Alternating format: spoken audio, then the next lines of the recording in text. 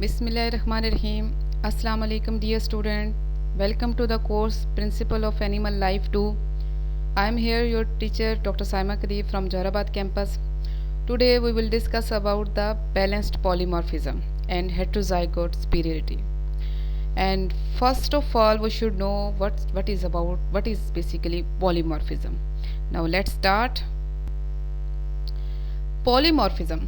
Polymorphism is the occurrence of two or more clearly different morphs or forms or types, sometimes also known as the alternate phenotype in a population of a species. कि different जो है वो phenotypes हैं, morph हैं या forms हैं किसी भी पॉपुलेशन में एग्जिस्ट करें, that is known as a polymorphism. To be classified as such, morph must occupy the same habitat at the same time and belong to the random mating population. उसको अगर हम polymorphism तभी कहेंगे कि वो तमाम जो मॉर्फ्स हैं, तमाम जो टाइप्स हैं, alternate phenotypes हैं, they must occupy the same habitat at the same time and belong to the a population who have the ability have the ability of random mating. So if in other words, put simply, polymorphism is when there are two or more possibility of a trait on a gene. For example, there is more than one possible trait in term of jaguar skin coloring. जैसे आप देख रहे हैं इसमें एक light morph है और एक जो है वो डार्क स्किन कलर का मॉर्फ है. Due to having more than one possible variation for this gene. Gene कौन सी थी? फॉर स्किन कलर थी और उसकी उस सिंगल जीन के आगे अल्टरनेट फिनोटाइप्स हैं, डिफरेंट फिनोटाइप्स हैं. One is the light morph and second is the dark morph, and that's why it is known as the this trait basically known as a polymorphism. However, if this jaguar have only one possible trait for a gene, that gene, इसमें एक skin colour होता, light morph होता या फिर dark morph, then it would be not be termed as a polymorphism, then it would be termed as a monomorphic. So in short, polymorphism is the occurrence of more than two or more than two जो है different forms हो सकती हैं, morphs हो सकती हैं, alternate phenotypes for a single trait on a gene. A discontinuous genetic variation. First, we should know about what is discontinuous genetic variation and what is the continuous genetic variation. In a discontinuous variation results in the occurrence of several different forms or types of individual among the members of a single species.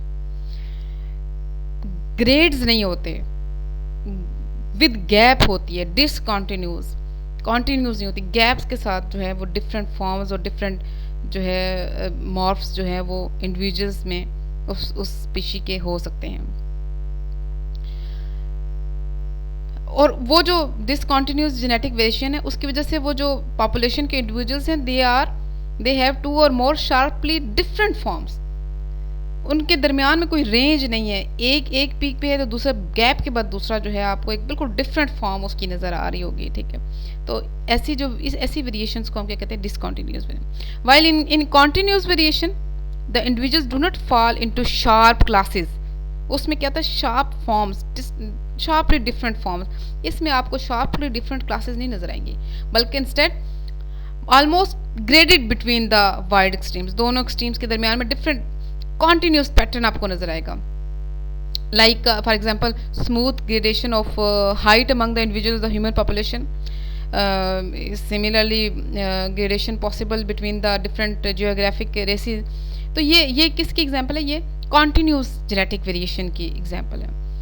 सो जो polymorphism आता है वो किसके अंदर आता है? वो discontinuous genetic variations के अंदर आता है. कि डिसकॉन्टिन्यूस जेनेटिक वेरिएशंस जब होती हैं तब जो है वो एक पॉपुलेशन में to or more sharply different forms जो हैं वो बन जाती हैं, शार्पली डिफरेंट क्लासेस आपको नजर आती हैं.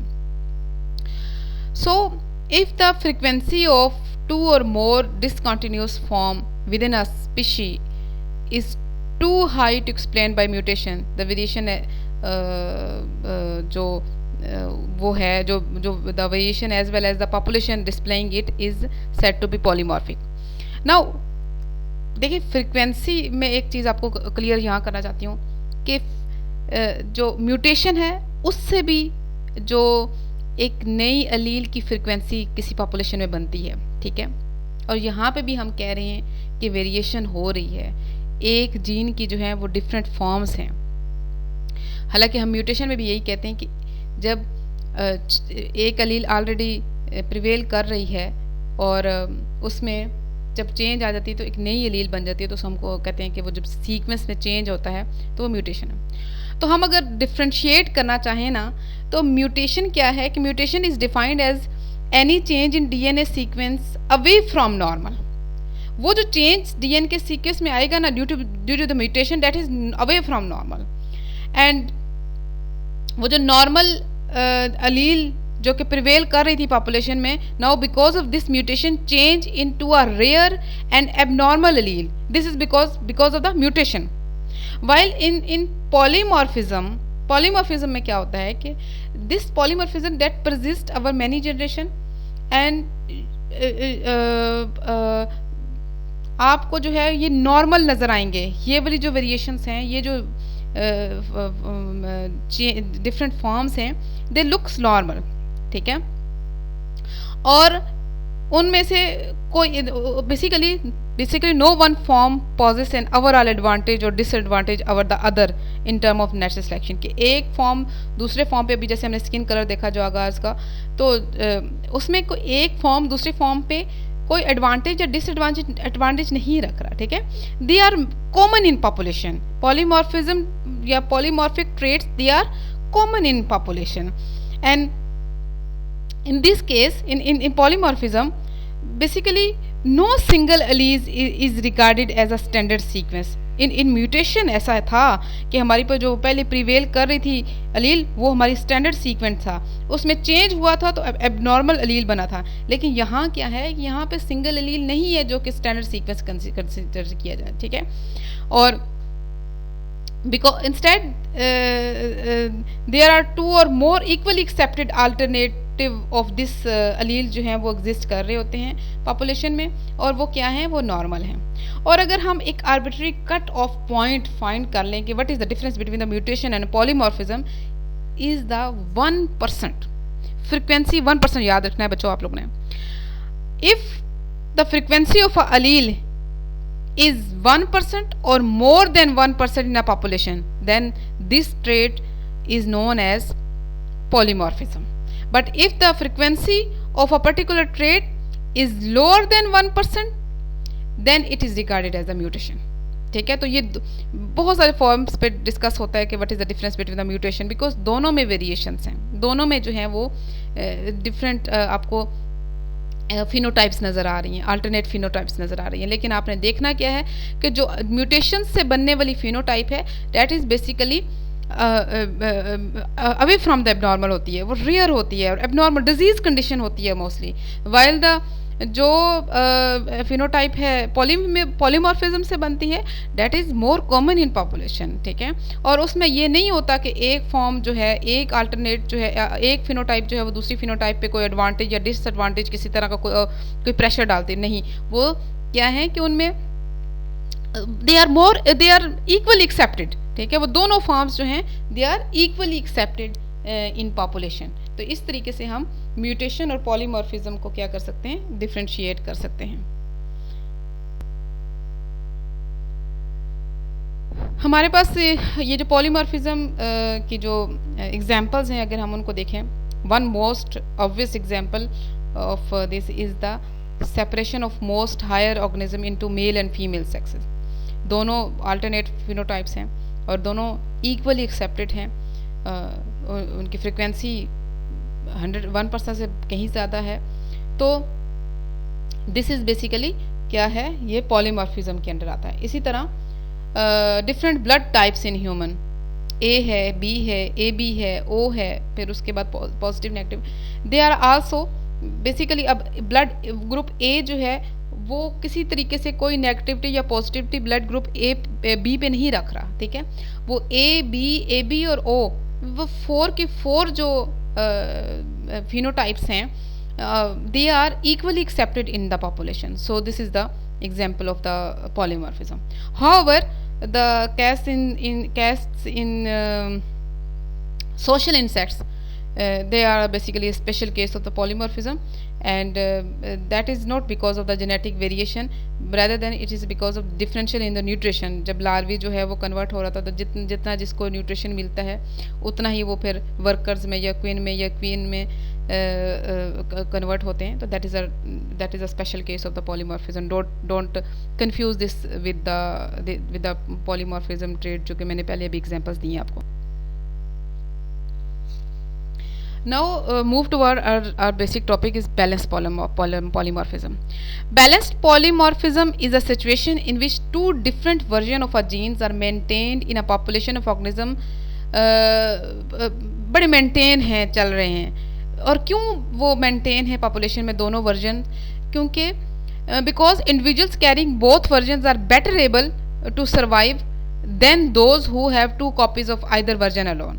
वो जो मतलब दूसरे लफ्ज़ों में है कि वो इंडिविजुअल्स जिनमें दोनों वो अलील्स हैं, ठीक है, एज कम्पेयर टू दोनों होमोजाइगस, डोमिनेंट होमोजाइगस और रिसेसिव होमोजाइगस के दरमियान वाले जो इंडिविजुअल्स हैं, they are more better adopted, ठीक है. उनमें वो दे आर ज़्यादा they are better able to survive as compare to the दो जिनके पास दोनों सेम कॉपीज हैं वर्जन के उस जीन की, ठीक है. So the evolutionary process that maintain the two versions over the time is called the balancing selection, ठीक है. ऐसा जो सिलेक्शन है जो कि इन दोनों को मेंटेन रखती है उसको क्या कहते हैं? balancing selection. Like मतलब they are these type of the population, they may resemble with the population in which the disruptive selection occur. हमने disruptive selection जो है वो पिछले वाले लेक्चर्स में पढ़ा था. तो जिन पॉपुलेशन में बैलेंस पॉलीमॉर्फिज्म की सिचुएशन चल रही होती है, they are more resemble with the population in which the disruptive selection operates. So let's take example of to understand this in sickle cell anaemia that result from change in the structure of the hemoglobin molecule. Genetics level होता है तो haemoglobin molecule के structure में change आ जाता है, protein में change आता है. Basically it's because of the mutation हुआ था और प्रोटीन के जो ओवरऑल फंक्शनिंग थी वो चेंज हो गई. इफेक्ट क्या हुआ बॉडी पे? Some of the red blood cells of the person with the disease are misshapen and reducing their ability to carry the oxygen. जिनमें ये प्रॉब्लम हो जाता है, they are unable to carry the oxygen properly. In a heterozygous state क्या होता है? Heterozygous क्या state होता है कि एक उसकी जीन की एक अलील जो है वो नॉर्मल है, एक अलील जो है वो म्यूटेड है. In heterozygous state the quantity of normal and sickle cells are रफली equal. And this particular rate हमने क्यों एग्जाम्पल ली? यहाँ पे इस एग्जाम्पल में हमें पता चला कि जो हेट्रोजाइगस इंडिविजुअल्स हैं, they are more superior as compare to the either homozygous normal और डिजीज कंडीशन वाला से, ठीक है. और हम इस एग्जाम्पल को कोट करेंगे from African population. African population में फ्रिक्वेंसी ऑफ हेट्रोजाइगोट इंडिविजुअल्स जो है वो बड़ी हाई है. उनमें ज़्यादा इंडिविजुअल्स जो हैं वो सिकल सेल एनीमी ट्रेट के लिए they are the heterozygote. They carry the both alleles.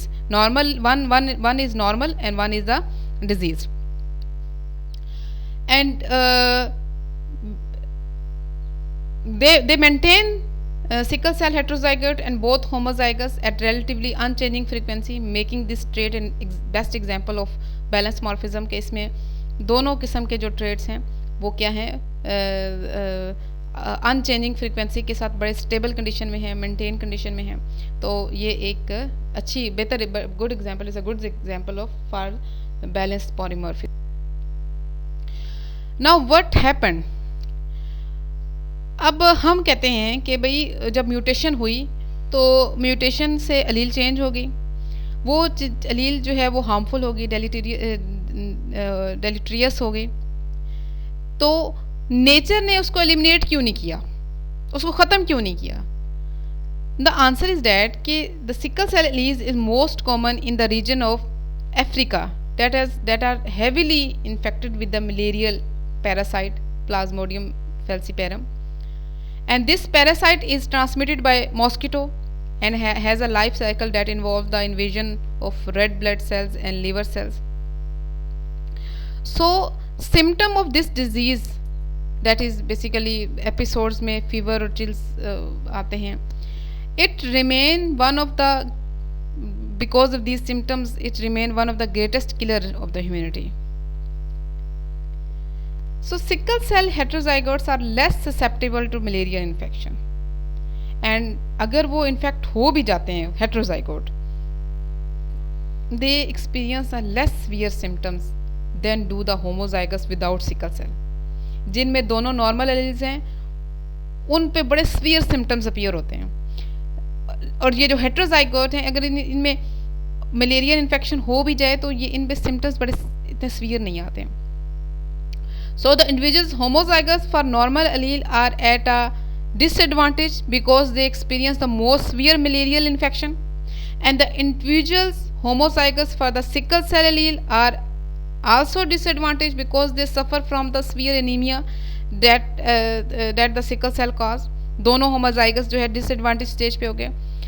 The heterozygotes who usually experience no symptoms of anemia are more likely to survive than either homozygote.